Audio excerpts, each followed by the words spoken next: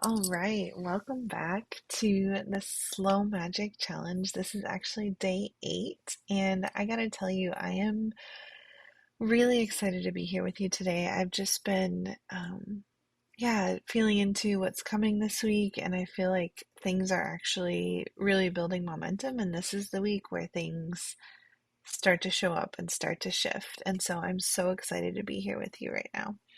So, welcome back again. We just spent 2 days integrating. No new teaching, just space to actually live inside of the practice that you chose on day 5. And I hope you found a little bit of proof there that you could keep a small promise to yourself, even over a weekend, even without anyone watching. And if you didn't get to it, that's fine too. Pick it back up today. No penalty, no story required. So, welcome to week 2.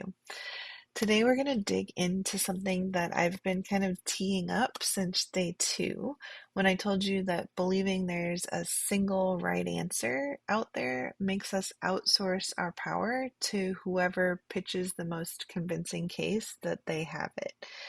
And day 3 named where that pattern comes from, the nervous system learning a long time ago not to trust your own knowing. But today, we're going to look at it directly. So, I want to talk about sourcing out, reaching outside of yourself for what you can actually only source from within. And it happens for a lot of reasons, and most of them make complete sense. So, sometimes it's the grass is greener effect, right? Like someone else's story looks shiny from the outside. And so, we quietly buy the idea that if we just did things their way, we'd feel how they say that they feel, right? Happens all the time in marketing and advertisements, and even just hearing someone else's story that we know, their routine, their relationship, their method, their 5 steps. It looks so finished from here, right? But sometimes it's also more subtle than that. So subtle that we don't even clock it as outsourcing. I've told you about my 4 wipe method, and I also told you about the laundry story where I shifted to just doing 1 load of laundry a day. And neither of those were really about cleaning, right? They're both about taking my power back from something that I'd been quietly handing it over to, which was, in that case, the perceived burden of time. So I had outsourced my sense of what was possible to an assumption that real care of my home required a big block of time that I just didn't have. And so, as long as I believed that assumption, I stayed stuck, waiting for time I was never going to get. Reclaiming 4 minutes or 1 load was reclaiming the authority to decide what was actually required, right? Like I shifted the authority from out there to in here. And that's the thing about outsourcing power is it rarely announces itself.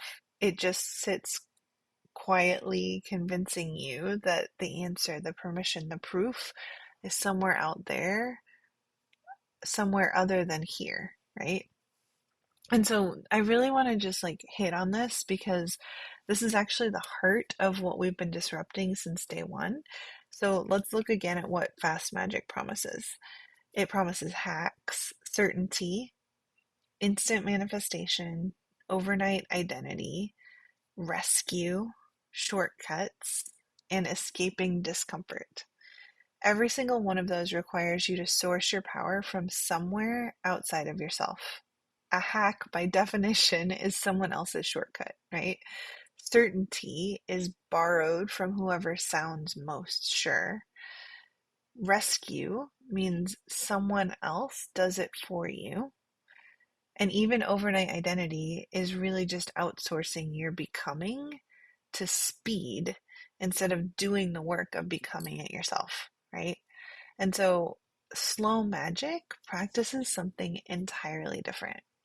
It practices faithfulness, resonance, repetition, embodied knowing, presence, participation, and relationship.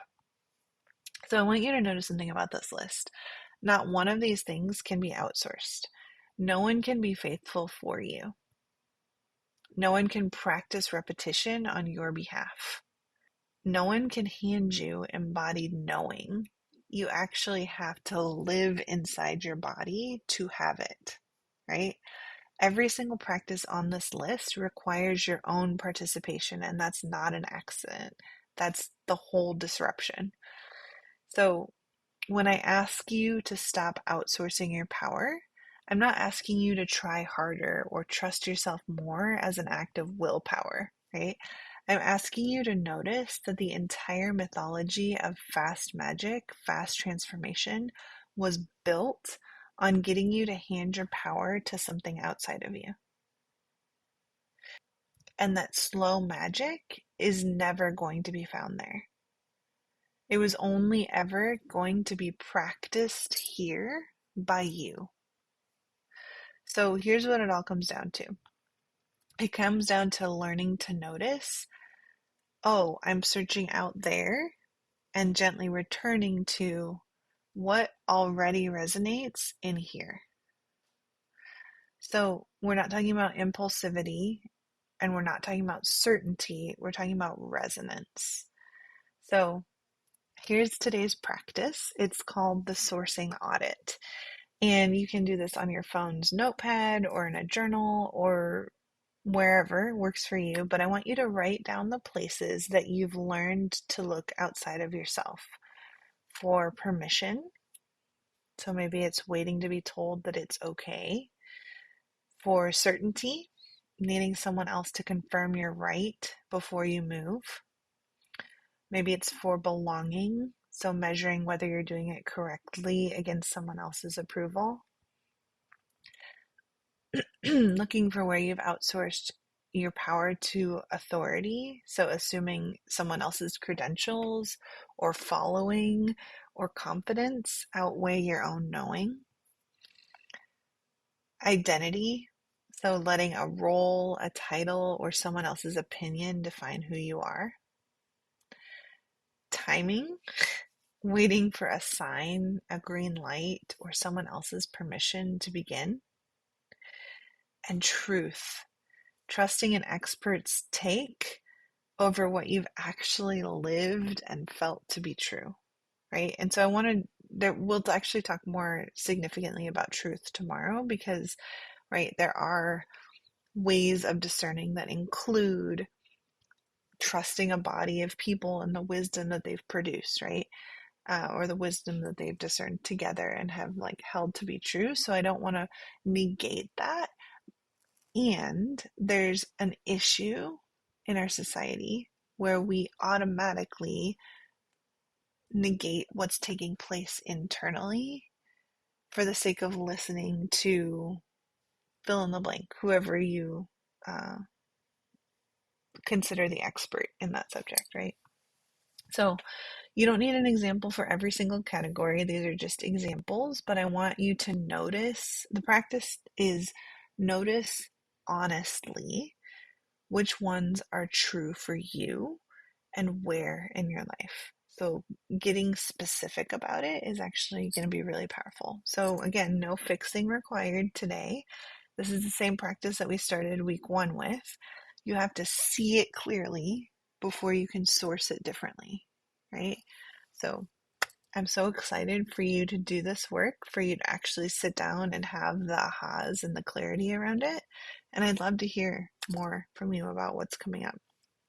If you have questions, I'd love to see you on Wednesday this week. We're going to be doing a question and response live. So join in. Let's do this together. Let's be in the work with one another because that's also going to add power to the way that you experience this work. I'll see you tomorrow.